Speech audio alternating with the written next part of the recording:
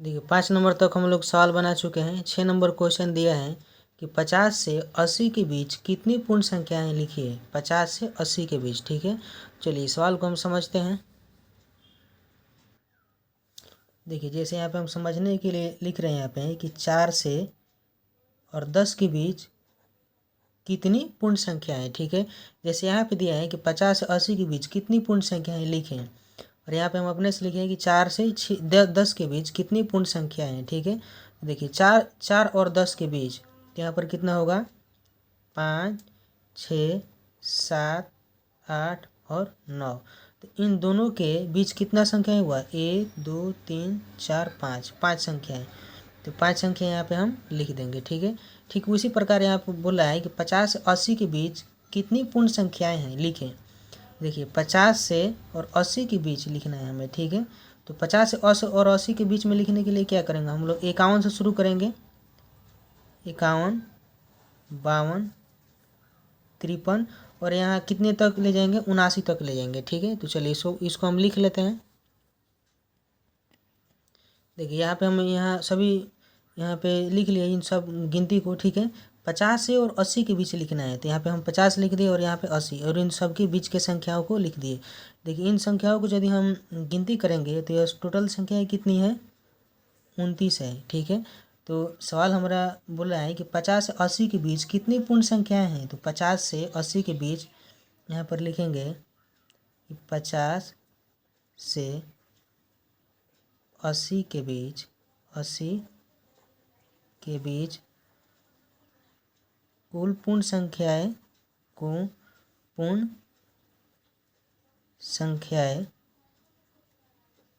29 है, ठीक है।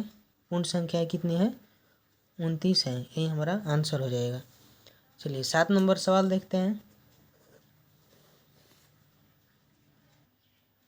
चलिए 7 नंबर सवाल देखते हैं कि 7 नंबर में दिया है कि संख्या रेखा के आधार पर बताइए कि निम्नलिखित युग्म संख्या में कौन सी संख्या बड़ी है।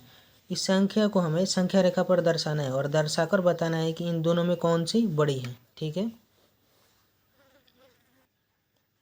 चलिए ए नंबर में सवाल दिया है 503 और दूसरा दिया है 530। चलिए इसे हम पहले संख्या रेखा पर दर्शा लेते हैं।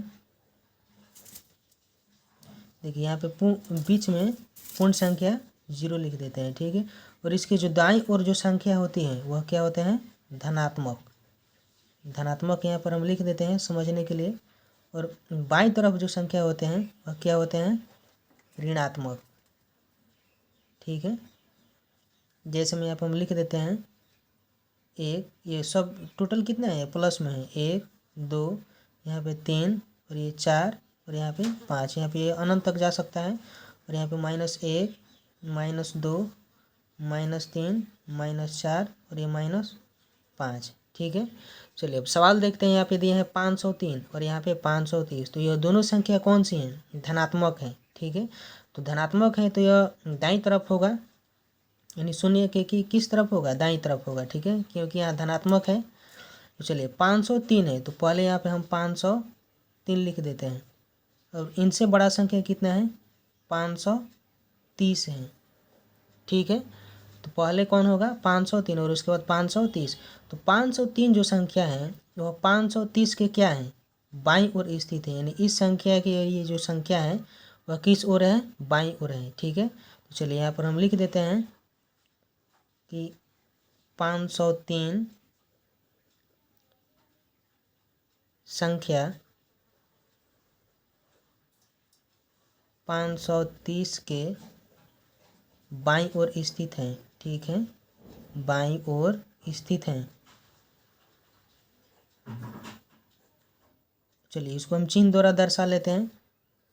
बोला है कि इस संख्या रेखा के आधार पर निम्नलिखित संख्या युग्म में से कौन सी संख्या बड़ी है, तो हमें बड़ी दर्शाना है, ठीक है।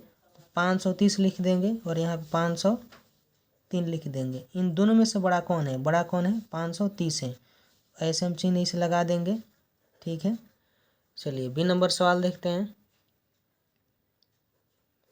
बी नंबर में दिया है 1023 और दूसरा एक है 1020, ठीक है।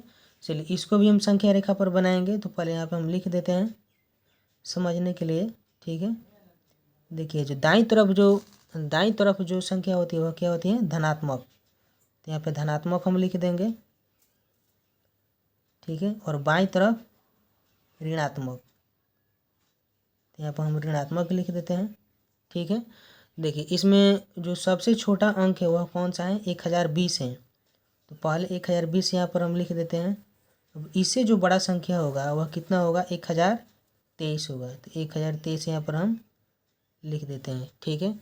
अब चलिए इसको यहाँ पर हम लिखेंगे कि संख्या 1020 संख्या 1023 के बाईं ओर स्थित है, ठीक है, बाईं ओर स्थित है। देखिए ये 1023 है, इसके ठीक पहले 1020 है, तो इसके क्या है, ये बाईं ओर स्थित है, ठीक है। अब चलिए इसको हम दर्शा लेते हैं। यहाँ पे 1023 लिख देते हैं और 1020। अब इन दोनों में से बड़ा संख्या कौन है, सॉरी यहाँ पे 1023 होगा बड़ा संख्या, और यहाँ पे 1020 होगा, ठीक है। तो इन दोनों में बड़ा कौन है, बड़ा 1023 है, तो इस ऐसे हम चिन्ह लगा देंगे, ठीक है। चलिए इसी नंबर देखते हैं। चलिए इसी नंबर में 4384 और 5987, ठीक है। इसको हम संख्या रेखा पर दर्शाएंगे। तो चलिए देखते हैं।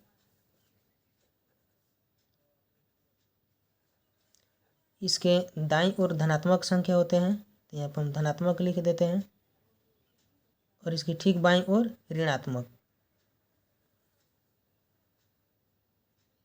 देखिए यहाँ पे 4384 है, तो यहाँ पर हम लिख देंगे 4384, ठीक है। और इससे बड़ी जो संख्या है वह कितना है, 5987, ठीक है। चलिए अब इसको हम लिख लेते हैं ऐसे कि संख्या 4384 संख्या 5987 के बाईं ओर स्थित है, ठीक है, बाईं ओर स्थित है। चलिए इसको हम चिन्ह द्वारा दर्शा लेते हैं। तो इसमें बड़ा संख्या कौन है, 5987, तो यहाँ लिख देंगे 5987, और यहाँ पे 4384। हमें बड़ा संख्या देखना है, तो बड़ा संख्या कौन सा है, 5987, ठीक है। चलिए डी नंबर सवाल देखते हैं। डी नंबर में दिया है 70 और 40, ठीक है। चलिए ठीक, इसको भी वैसे ही हम बनाएंगे।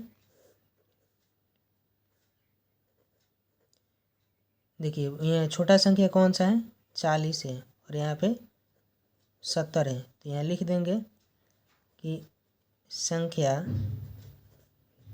40 संख्या 70 के बाईं ओर स्थित है, 70 के बाईं ओर स्थित है, ठीक है। तो यहाँ पे हम लिख देंगे 70 और 40, इन दोनों में बड़ा कौन है, 70 बड़ा है, ठीक है। तो ऐसे हम चिन्ह से लगा देंगे, यही हमारा आंसर हो जाएगा। तो 7 नंबर तक हमारा पूरा सवाल कंप्लीट हो गया।